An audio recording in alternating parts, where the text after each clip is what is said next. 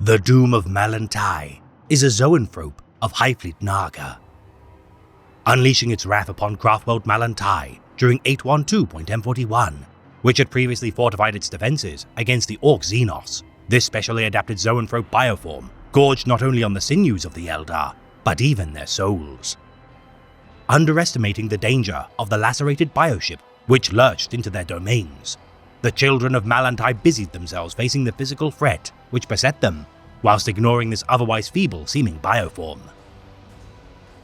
Growing in psychic power as it supped upon their souls, once connected to the Craftworld's Infinity Circuit, no harm could be inflicted upon it, its power shattering aspect warriors and wraith lords as if mere trifles. Denizens of the sundered Craftworld fleeing their domains as all hope for victory proved impossible, having prophesied another fell omen by use of their prognosticators, the Grey Knight Space Marine sought to purge the vessel hereafter.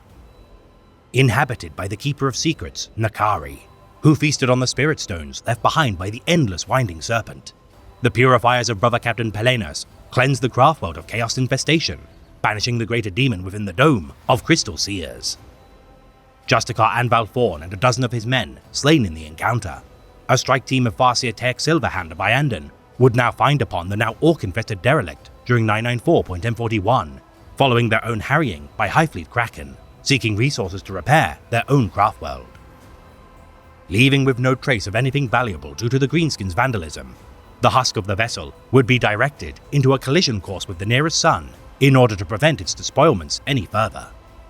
The Doom of Malantai, said to be the primogenitor for all the neurothrope bioforms to which every Highfleet now fields. All Psychers of the Great Devourer are bolstered immensely, having learned valuable lessons from their forebears' destruction of the Eldari.